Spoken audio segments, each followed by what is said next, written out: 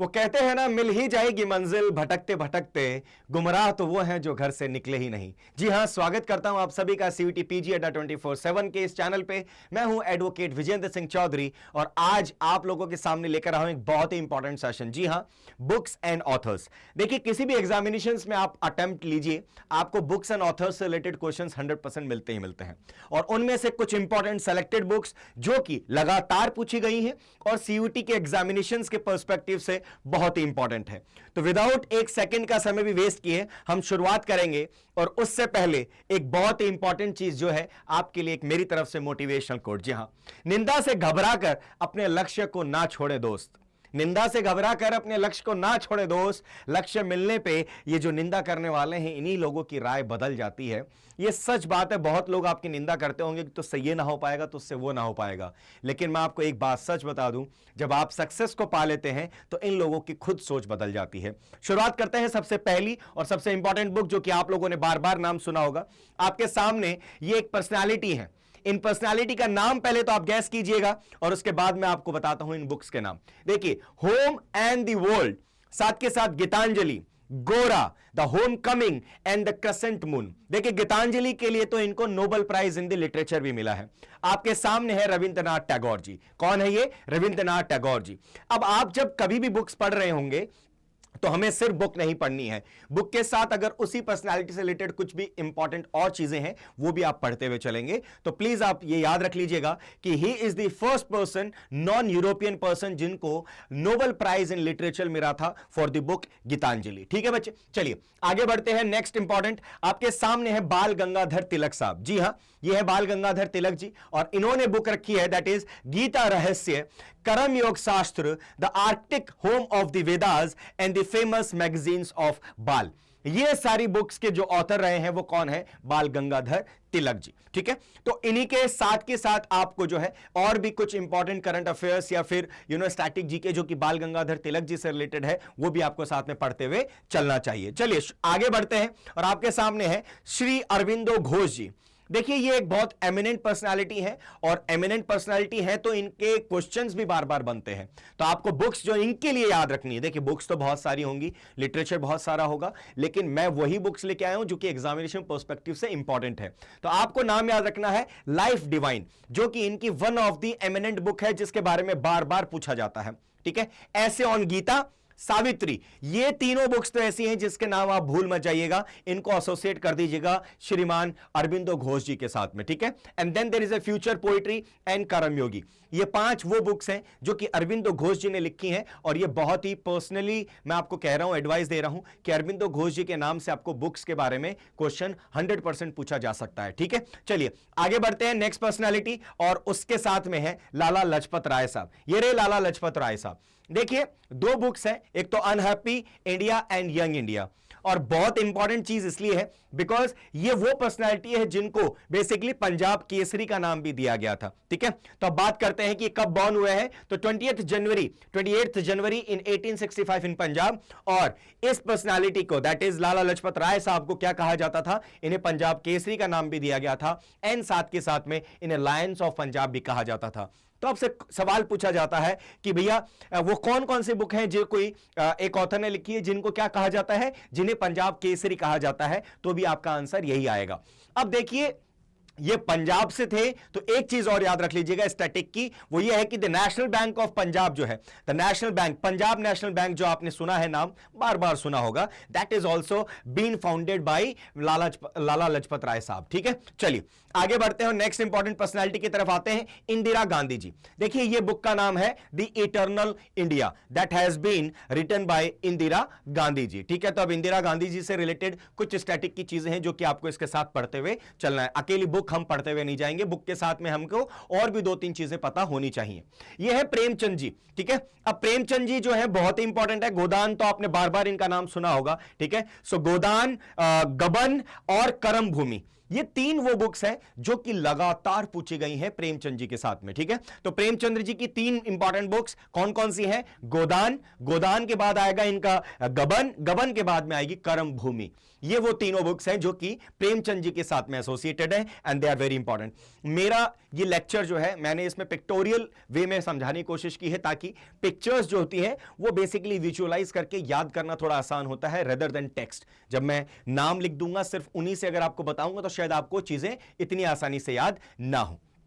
अब बात करते हैं दादा भाई नारोजी की। तो देखिए दादा भाई नारोजी की अगर मैं फेमस बुक की बात करूं तो मैंने यहां पे आपके सामने लिखा poverty and un British rule in India 1901, जिसके अंदर इन्होंने ये बुक रखी थी 1901 के अंदर। बहुत ही इंपॉर्टेंट पर्सनालिटी है, इसीलिए कुछ स्टैटिक की इंफॉर्मेशंस भी मैं इनके साथ में लेकर आया हूं कि आपसे दादा भाई नारोजी में सिर्फ बुक ही नहीं, बुक के साथ में इनसे रिलेटेड और भी चीजें हैं जो कि यहां पे पूछी जा सकती हैं।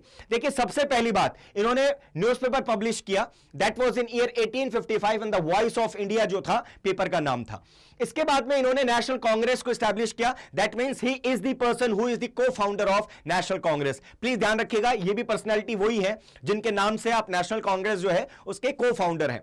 1892 के अंदर liberal member of parliament of central Finsbury जो है वो भी ये सेलेक्ट हुए एंड 1885 के अंदर ही demanded for the swaraj in the presidential address, ठीक है। तो ये सारी चीजें जो है ये दादा भाई नारोजी के साथ में जुड़ी हुई हैं एंड इनको grand old man of India भी कहा जाता है, ठीक है भाई, तो ये याद रख लीजिएगा। चलिए आगे बढ़ते हैं बाबा साहेब अंबेडकर साहब के साथ में। देखिए बाबा साहेब अंबेडकर भी एक ऐसी पर्सनालिटी है, अगर आप लॉ पढ़ रहे हैं तो लॉ के अंदर तो इनको भगवान कहा जाता है, राइट। सो बाबा साहब अंबेडकर जो है इनके साथ आपको तीन चीजें आपको याद रखनी है। पहली तो ही is the father of the Indian constitution, पहली बात आपको यह याद रखनी है। और ये कुछ स्टैटिक की चीजें जो आप प्लीज पढ़ लीजिएगा, लेकिन मेरे लिए इंपॉर्टेंट है कि मैं बुक्स बता दूं। तो annihilation of the caste, Buddha और कार्ल मार्क्स, द अनटचेबल, जो ये ऑरेंज में है द अनटचेबल, ये इनकी बहुत फेमस बुक है और जिससे रिलेटेड क्वेश्चंस बार बार पूछे गए हैं, तो प्लीज याद रख लीजिएगा। The book name is untouchable and then the rise and the fall of Hindu women. देखिए जब हम बात करते हैं यूसीसी की तो अभी बहुत लाइमलाइट में है, ठीक है, यूनिफॉर्म सिविल कोड। तो सबसे पहली बार यूसीसी को अपोज किया किसने था? That was done only by this personality doctor B R. Ambedkar sahab, ठीक है भाई। चलिए आगे बढ़ते हैं और आगे हमारे सामने पर्सनालिटी है सरोजिनी नायडू जी। सरोजिनी नायडू जी की दो इंपॉर्टेंट बुक्स हैं, फर्स्ट है ब्रोकन विंग्स एंड सेकंड आपकी गोल्डन थ्रेशोल्ड्स। ये दो बुक्स ऐसी हैं जिसका बेसिकली जिसके ऑथर कौन है? सरोजिनी नायडू जी, ठीक है। अब सरोजिनी नायडू जी का जो बेसिकली टाइम स्पैन है अगर वो आप देखना चाहें तो इट इज 1879 से लेके 1949 जब हमारा देश आजाद हुआ, ठीक है भाई। चलिए आगे बढ़ते हैं और नेक्स्ट पर्सनालिटी आपके सामने है सुभाष चंद्र बोस जी। सुभाष चंद्र बोस जी जो है इनके द्वारा लिखी गई है the Indian struggle. Directly question पूछा जा सकता है और डायरेक्टली द इंडियन स्ट्रगल पूछा जाएगा कौन है? तो सुभाष चंद्र बोस जी। देखिए याद करने की एक छोटी सी मिमिक याद कर लीजिए कि इंडियन स्ट्रगल, तो अगर हम बात करें तो स्ट्रगल तो देखिए अभी सारे जितने भी स्वतंत्रता सेनानी हैं उन्होंने सब नहीं किया था, लेकिन जब हम बात करते हैं कि याद कैसे किया जाए तो आप ऐसा याद कीजिएगा कि देखिए भारत में तो सबने स्ट्रगल किया, भारत के बाहर जाके किसने स्ट्रगल किया? तो वो कौन थे? सुभाष चंद्र बोस जी थे। तो सुभाष चंद्र बोस जी से क्या कहेंगे आप? द इंडियन स्ट्रगल, ठीक है बेटा।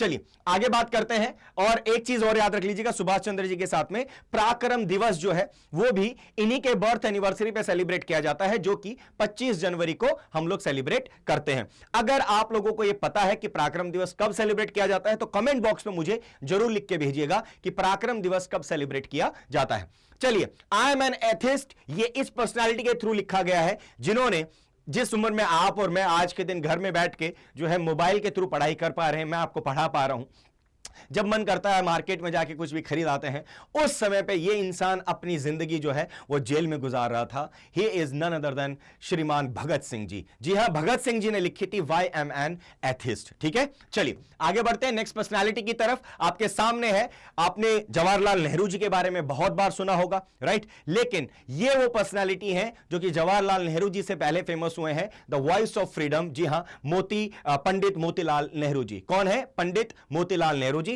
तो इनके साथ में आप एसोसिएट करेंगे द वॉइस ऑफ फ्रीडम। सबसे पहला अगर कोई पर्सन जिसके अगर आप Jawaharlal Nehru ji first prime minister से याद रख सकते हैं तो फादर ऑफ जो वॉइस सबसे पहली आवाज किसने दी होगी? उनके पिताजी ने दी होगी, है ना। तो ऐसे कुछ आप याद रख सकते हैं, Pandit Motilal Nehru ji, the person who wrote the voice of freedom.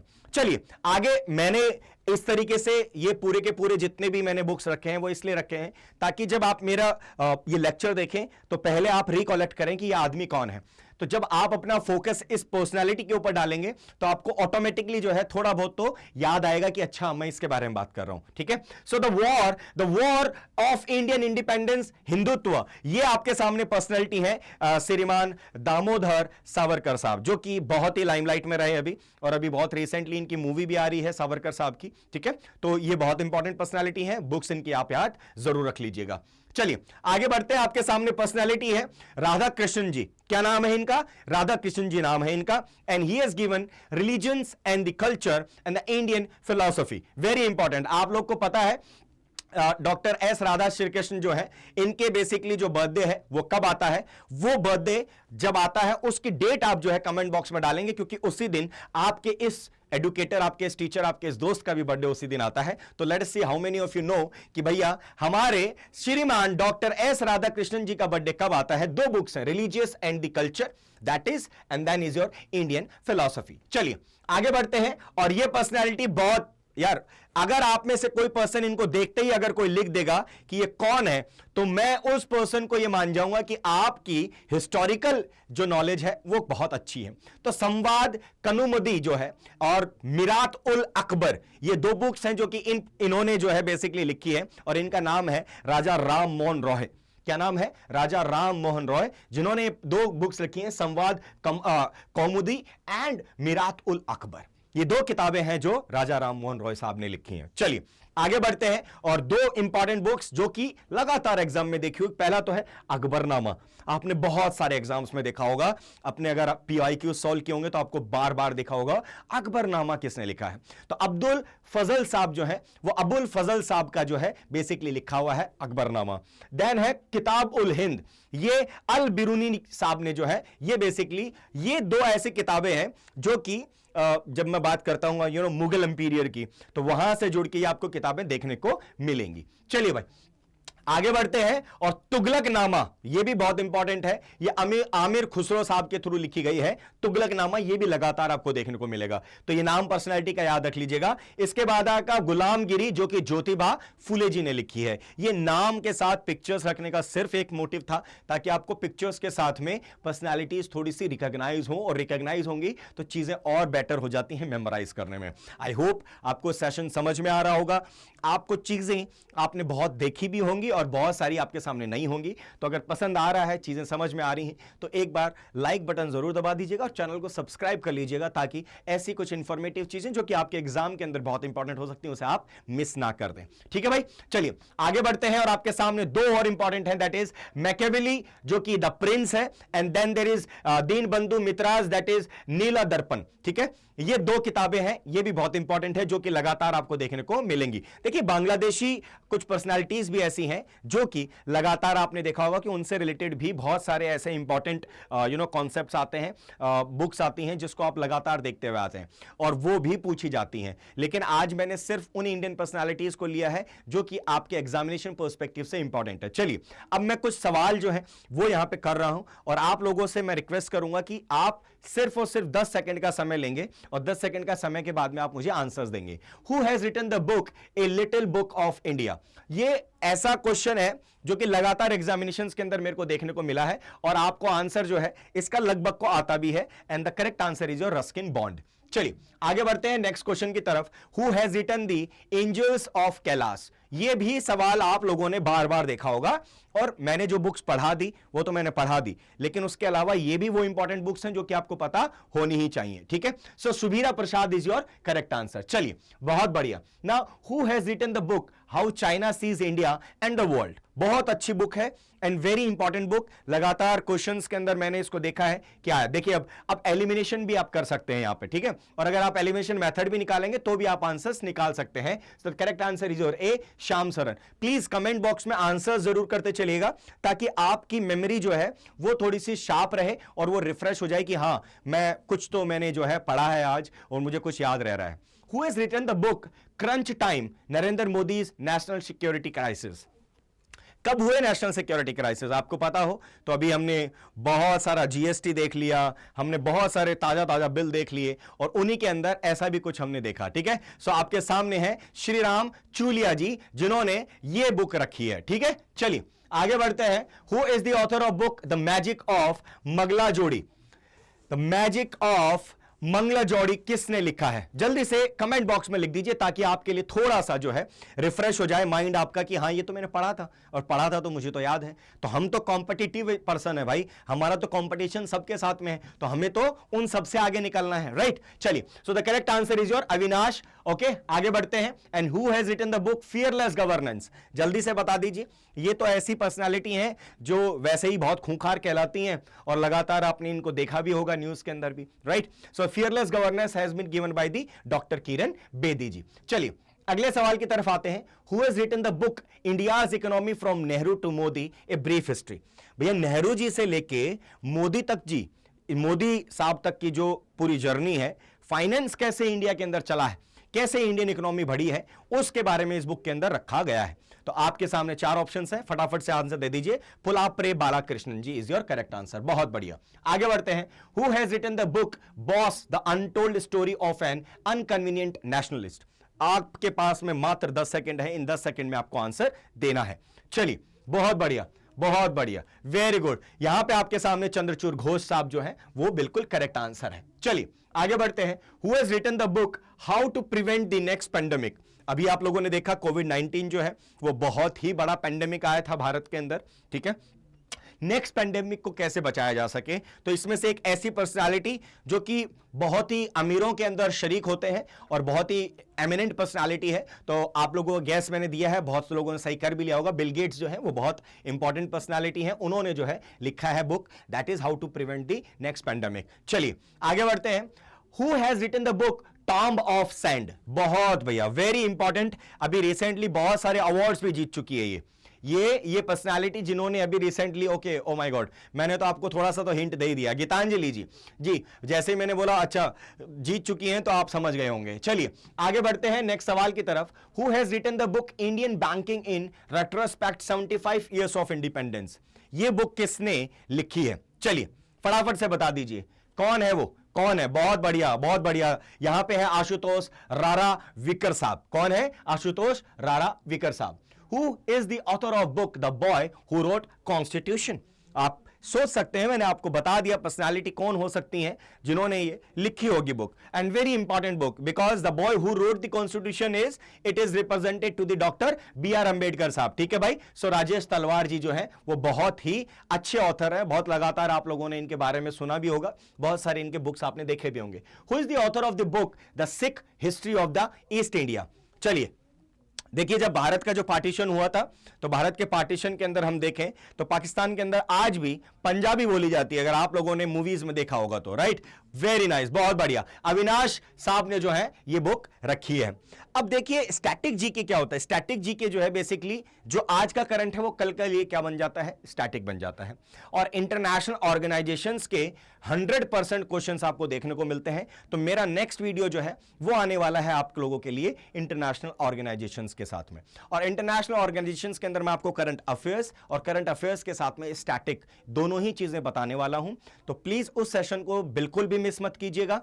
और अगर आपको मेरा सेशन समझ में आया, पसंद आया और आपको लगता है कि ये कंटेंट आपके लिए बहुत इंपॉर्टेंट है, आने वाले समय में आपको ऐसा ही कंटेंट चाहिए, तो आपके लाइक्स और आपके शेयर्स और आपके व्यूज ये डिसाइड करेंगे कि मुझे ये कितना फ्रिक्वेंटली लेना चाहिए। तो आप लोगों से इसी के साथ लूंगा मैं अलविदा, और जुड़े रहिए CUET PG की तैयारी में अड्डा 24/7 के साथ में। मैं हूं advocate Vijendra Singh Chaudhary, signing off. Bye bye, take care.